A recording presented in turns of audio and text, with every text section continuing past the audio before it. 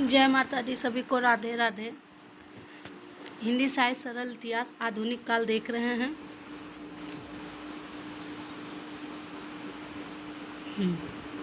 यहाँ तक हो गया था।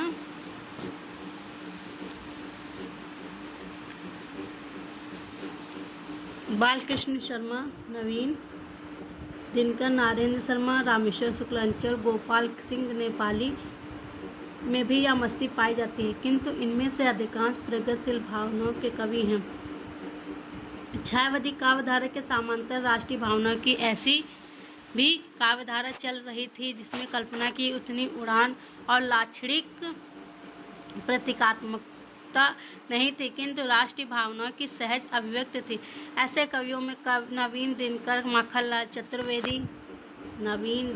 माखनलाल चतुर्वेदी, सुभद्रा कुमारी चौहान प्रमुख हैं। बालकृष्ण शर्मा, नवीन दिनकर, माखनलाल चतुर्वेदी प्रधानतः राष्ट्रीय भावना के ओजस्वी कवि हैं। इन कवियों की वाणी अग्निगर्भ है। नवीन और दिनकर छायावादी युग के हैं, किंतु इनकी शैली अपेक्षाकृत सहज है। ये लाक्षणिक प्रतीकात्मकता का उतना उपयोग नहीं करते। नवीन स्वयं स्वतंत्रता सेनानी थे। उन्होंने स्वाधीनता आंदोलन में विभिन्न मनस्थितियों पर उद्बोधपरक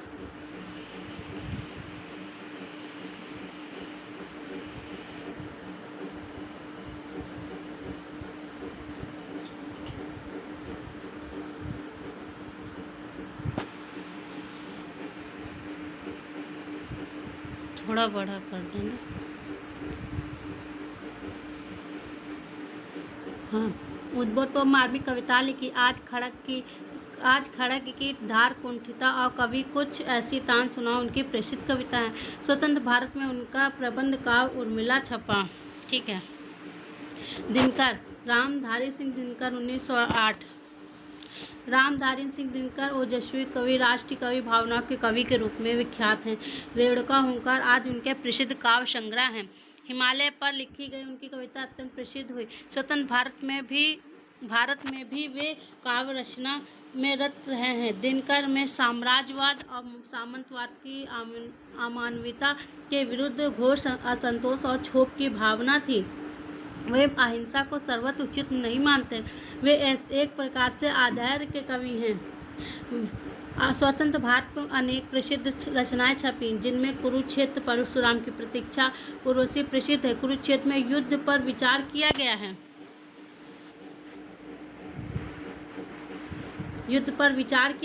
स्पष्टता यह रचना द्वितीय विश्व युद्ध की विभीषिका से प्रेरित उर्वशी नर नारी के सनातन यौन संबंधों को मनोविज्ञान की दृष्टि से देखने वाला श्रृंगारिक काव्य। इसमें ऐतिहासिक दृष्टिकोण भी अपनाया गया है। अब दूसरे कवि को देख लेते हैं। माखनलाल चतुर्वेदी, 1889 से 1968। माखनलाल चतुर्वेदी राष्ट्रीय भावनाओं के ओजस्वी कवि हैं। इन्होंने एक भारतीय आत्मा उपनाम से ओजपूर्ण राष्ट्रीय कविताएं लिखी, किंतु वे राष्ट्रीय कविताओं में भावनाओं को कभी कभी इतने सूक्ष्म सादृश्य विधान के आधार पर प्रकट करते हैं कि कविता ध्रुव हो जाती हैं और रहस्यमय हो उठती हैं। इस शैली के विशिष्ट और अकेले कवि उन्होंने सहज ढंग से अत्यंत मार्मिक राष्ट्रीय कविताएं भी लिखी हैं। पुष्प की अभिलाषा ऐसी ही अत्यंत लोकप्रिय और प्रेरक कविता। पुष्प की अभिलाषा किसका है? माखनलाल चतुर्वेदी का। ठीक है। नारेंद्र शर्मा, 1913 से 1989। नारेंद्र शर्मा ने अनेक उत्कृष्ट कविता लिखी। वे जीवन की जटिल स्थितियों को सरल छंदोबद्ध पंक्तियों में प्रस्तुत करने की क्षमता रखते हैं।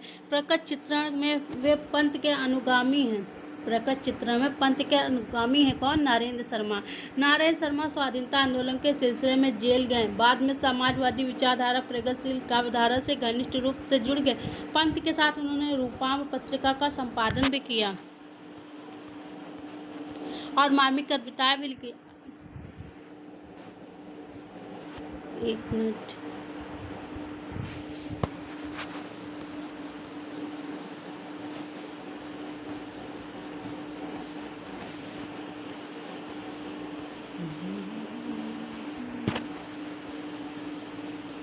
जहाँ तक हाँ, बाद में वे फिल्मों के लिए गीत लिखने लगे। वहाँ भी उनकी प्रतिभा धूमिल नहीं पड़ी। पलाश वन व प्रवासी के गीत उनके प्रसिद्ध काव्य संकलन किसके हैं? उनके नारायण शर्मा। श्रीमती सुभद्रा कुमारी चौहान राष्ट्रीय और ओजस्वी कविताएं अत्यंत लोकप्रिय हुई। विशेषतः झांसी की रानी पर लिखा गया उनका वीर काव्य बैलेट भी ऐसी प्रसिद्ध शायद ही किसी अन्य कविता को मिली है। सोहनलाल द्विवेदी ने भी राष्ट्रीय भावनाओं और ओतप्रोत कविताओं की रचना की। प्रगतिशील काव्य देख लेते हैं। 1930 के आसपास राष्ट्रीय स्वाधीनता आंदोलन में नया उभार आया। देश में किसान मजदूरों के आंदोलन तेज हुए और कांग्रेस में भी वामपंथी रुझान प्रभावशाली हुआ। उधर रूस में समाजवादी राज्य की स्थापना हो गई। रूस में समाजवाद की स्थापना हुई और मार्क्सवाद विचारों की लहर एशिया के देशों में भी चल पड़ी। ऐसी स्थिति 1936 में प्रगतिशील लेखक संघ की अधिवेशन हुआ, जिसके सभापति मुंशी प्रेमचंद थे। मतलब सभापति प्रेमचंद जी थे। बाद में रविन्द्रनाथ ठाकुर, जवाहरलाल नेहरू, श्रीपाद अमृत डांगे जैसे प्रसिद्ध व्यक्ति भी हुए, इसके सभापति बने। प्रगतिशील चेतना का प्रादुर्भाव तो आधुनिक हिंदी साहित्य में भारतीयों के साथ ही हो गया था। अब से उसे एक सुसंबद्ध विचारधारा में मिल गई। भारत में जैसे निर्धन देश की जनता के हृदय में समाजवादी विचारधारा के प्रति बहुत आकर्षक उत्पन्न हुआ। इसी विचारधारा ने स्वाधीनता के स्वप्न को और अधिक सुस्पष्ट बनाया। इसके बाद अपने सारे उतार चढ़ाव बावजूद प्रगतिशील काव्यधारा की हिंदी की प्रमुख काव्यधारा बनी हुई। जितनी व्यापक संवेदनशीलता इस काव्य में है, अनंत नहीं। यह काव्यधारा अपना संबंध हिंदी की भारतीय परंपरा से जोड़ती है और भावी समाज से भी। वर्तमान के प्रति वह आलोचनात्मक यथार्थवादी है, दृष्टि अपनाती। प्रगतिवादी काव्यधारा की प्रमुख प्रवृत्तियाँ इस प्रकार हैं, देख लेते हैं। प्रगतिवादी काव्य का शोषण विरोध करता हुआ मानता है कि आज किसान मजदूरों का सामना तो पूंजीवादियों का अत्याचार हो रहा है। वह मानव इतिहास के विकास को द्वंद्वात्मक दृष्टि से जांचता है। किसान मजदूर एक होकर इस शोषक व्यवस्था का अंत करेंगे। इस अमानवीय शोषण की उपेक्षा आज की वास्तविक कविता नहीं कर सकती। प्रगतिवादी कवि शोषित में शक्ति देखता है, क्योंकि शोषण इतिहास की गति व सामाजिक के विपरीत है। अतः प्रगतिवादी कवि को शोषित की संगठित शक्ति भविष्य पर आस्था है, देख लेते हैं। मैंने उसको जब जब देखा लोहा जैसे तपते देखा, गलते देखा, ढलते देखा। मैंने उसको गोली जैसा चलते देखा। केदारनाथ अग्रवाल का है ये पंक्ति, ठीक है। नया सौंदर्य बोध। प्रगतिवादी कवि श्रम में सौंदर्य देखता है। उसका सौंदर्य सामाजिक मूल्यों और नैतिकता से रहित नहीं है।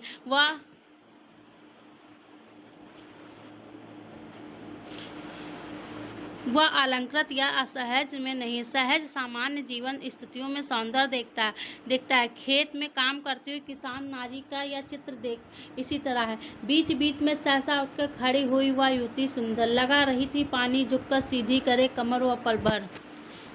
इधर उधर वह पेड़ हटाती, रुकती, जल की धार बहाती। रामविलास शर्मा, इम्पोर्टेंट है। व्यंग। सामाजिक आर्थिक विषमता का चित्रण करने से रचना में व्यंग आ जाना स्वाभाविक है। व्यंग ऊपर हास्य लगता है, किंतु वह अंततः करुणा उत्पन्न करता है। इसलिए सामाजिक व्यंग अमानवीय शोषण सत्ता का सदैव विरोध करता है।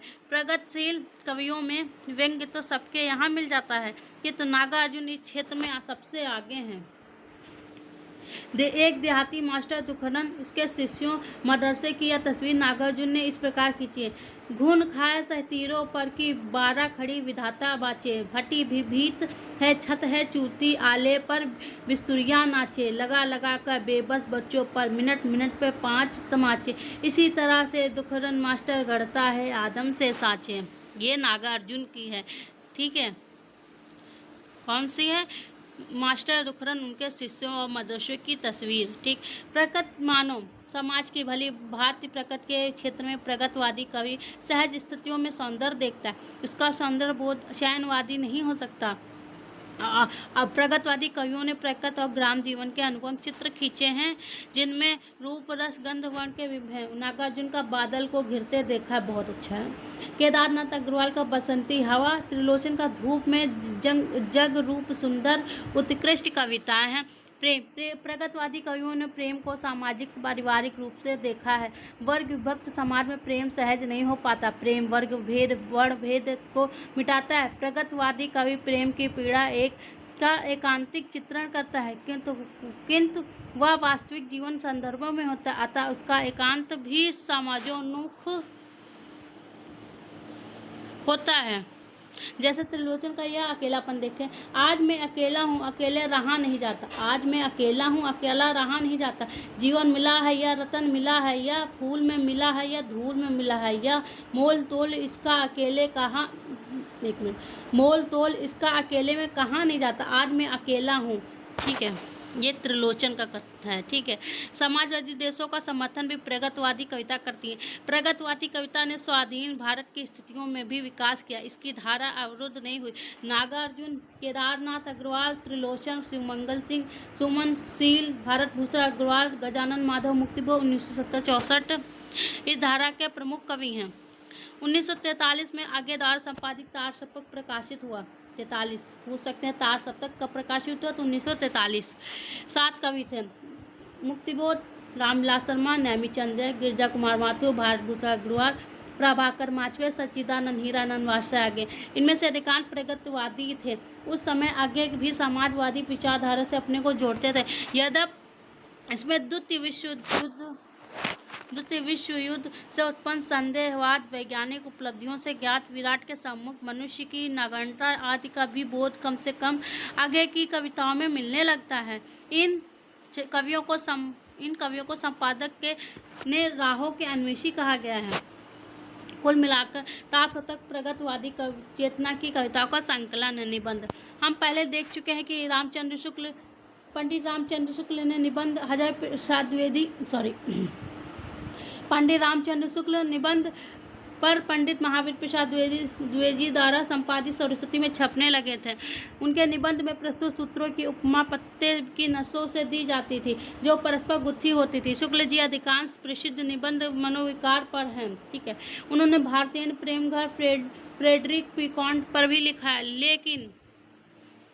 लेकिन वे या तो व्यक्तित्व कृतित्व पर परिचय देने वाले हैं, या संस्मरण या जीवनी परक। निबंधकार के रूप में शुक्ल जी का योगदान मनोविकार संबंधी निबंधों के कारण। इन निबंधों का संग्रह पहले विचार विधि के नाम से 1930 में प्रकाशित हुआ था। बाद में चिंतामणि पहला भाग 1939 में परिवर्धित और संशोधित संस्करण के रूप में प्रकाशित हुआ। शुक्ल जी के निबंध गंभीर एवं विचारपरक होते हैं। उनमें सूत्रबद्धता एवं व्यवस्थित केंद्रोन्मुखता होती है। मनोविकारों की परिभाषा का कठिन होता है, किंतु शुक्ल जी प्राय निबंध का प्रारंभ परिभाषा से करते हैं। यहाँ उनका कोशकार स्वरूप सामने आता है। वे कोई सूत्र एक वाक्य में प्रस्तुत कर देते हैं और फिर उसकी व्याख्या में प्रवृत्त होते हैं। व्याख्या करके वे आवश्यकता अनुसार सामान्य जीवन खंड से कोई दृष्टांत भी प्रस्तुत कर देते हैं। इसमें निबंध का वह सूत्र हृदयगम हो जाता है। शुक्ल जी मनोविकारों का विश्लेषण परीक्षा जीवन के अनुभव के आधार पर करते हैं। पुस्तकीय ज्ञान के आधार पर वे निर्णय नहीं देते। वस्तुतः उनके मनोवैज्ञानिक निबंध उनके काव्यशास्त्री एवं समालोचकी चिंतन की ही भूमिका है। निबंधों से उनके देश प्रेम का स्वरूप भी पता चलता है। वे देश प्रेम को देश की प्रकृति, देश की परिभाषा, संस्कृत, देश के लोगों का संदर्भ में पहचानते हैं। उन्होंने अपने प्रसिद्ध निबंध लोभ और प्रीति में देश प्रेम की व्याख्या मनोविकार के रूप में की। उन्होंने करुणा को प्रेम से जोड़ा है। शुक्ल जी के निबंधों की भाषा बहुत कसी हुई है, तथ्य निरूपणी एवं उपयुक्त होती है। वस्तुतः उनके निबंध लेखन में से खड़ी बोली गद्य गंभीर विचारों की अभिव्यक्ति का सामर्थ्य माध्यम बना है। शुक्ल जी के निबंधों में गंभीर विचारों के बीच बीच विशेषता दृष्टांत प्रस्तुत करते समय व्यंग्य विनोद के छींटे भी होते हैं। उनका व्यंग्य विशिष्ट किंतु प्रभाव से अचूक होता है। इस समय रविंद्रनाथ के प्रभाव से भावात्मक शैली में निबंध लिखे गए हैं। वे रहस्योन्मुख होते थे, उन्हें आध्यात्मिक भी समझा जा सकता था और श्रृंगारी भी। निबंधों में वाह वे को संबोधित किया जाता था। कभी तुम को भी जैसे तो 1926 में प्रकाशित देव शर्मा अभय की पुस्तक तरंगित हृदय किसका है? तो देव शर्मा का है, अभय।